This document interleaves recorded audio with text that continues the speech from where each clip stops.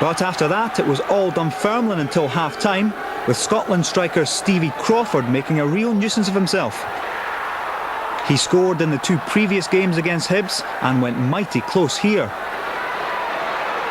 The way both teams were playing at this stage, a Dunfermline goal was coming, and it was Hibs' inability to clear their lines that gave Gary Mason the chance to shoot.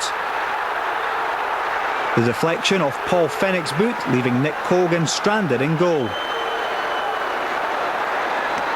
1-0 to the Pars quickly became 2 as what seemed like a hopeful punt from Jed Brannan sent Crawford in behind the Hibs defence. He's in the form of his life at the minute, and how Hibs must regret letting him go.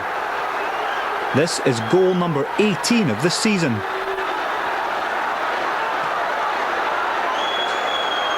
But just when it looked so rosy in the Dunfermline garden, Jed Brannan put a thorn in his own side, and some studs in Grant Brebner's.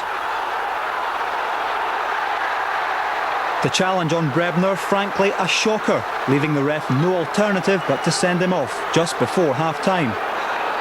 What better way for Dunfermline to respond to that setback, though, after the break, than to give Hibs a real mountain to climb? Craig Brewster and Lee Bullen with the set-up work, leaving Stevie Crawford once again perfectly placed to claim all the glory. Hibs, remember, had a man extra, but still failed to cope with the Pars' movement going forward.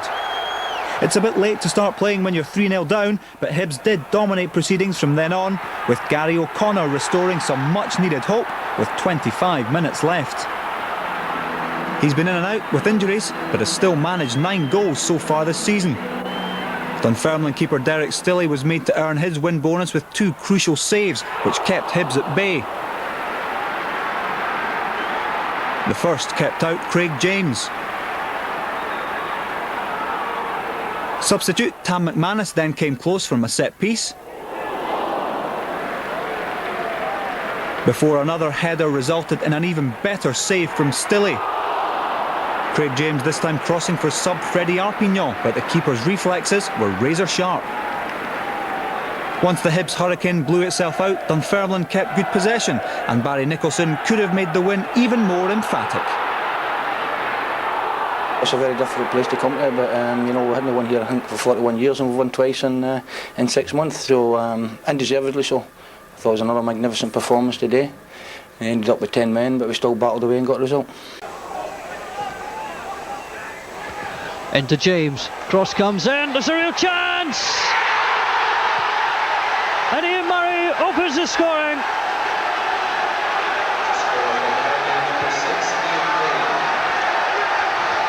Number 8 of the season for Ian Murray. The throw-in was worked, it was an inviting cross, he coolly brought it down. And Derek Stilley was probably entitled to better protection, but Murray cleverly steered the ball away from him to give the goalkeeper no chance as he scores his 8th goal of the season. The reaction from Bobby Williamson is clear. It's Dunfermline 0, Hibs 1.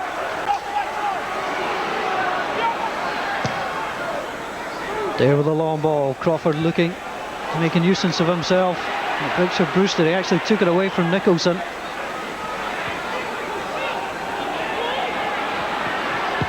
Here with Dunfermline.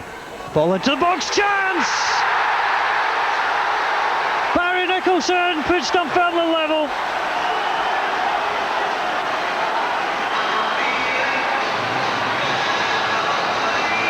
Joy for Dunfermline.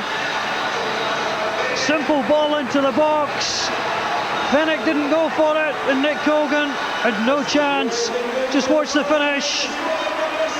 Barry Nicholson on the right foot. And it's Dunfermline 1, Hibs 1. Delight for Jimmy Calderwood. Brewster sends Grodan on the overlap. Good tracking back by Craig James. Worked hard for that.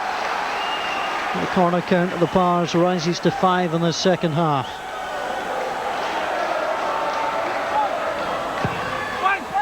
Ball comes in. Wilson almost got the header in. Foster Dare! So close for Jason Dare. Dunfermline continue the attack. Skerla played it out wide. It was the post that denied Jason Dare. The ball came out, he really connected well. He'd beaten John O'Neill on the line, and unfortunately for Jason Dare, 28-year-old, found the woodwork. This will be the last chance of the match. James swings the ball in, still he comes for it, an important punch away. Referee looks at his watch. Hibs led at half-time, but the full-time score is Dunfermline 1, Hibs 1. The two managers shake hands, and it will go to replay at Easter Road. Rondon.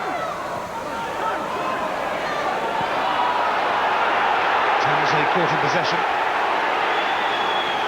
by Mason, who's in the hunt again. Tees up the cross for Grondin, and Crawford all of a sudden in space, and you don't want to give him any sort of space. The deadlock is broken. Stevie Crawford scores against his former club, and Dunfermline have the lead. Well, Paul Fenix having a go at Gary Smith and Doumbé, both of whom get out. Fenix stays in, ends up 2 against 1 there, and it's too late to get across to Stevie Crawford. Stevie Fennick doesn't push out. Terrific touch on the chest by Stevie Crawford, and what a good finish. More than atoning for the one he passed up in the first half. The disappointing thing for Bobby Williamson is the space and the time he had at the front post. Jimmy Calderwood delighted.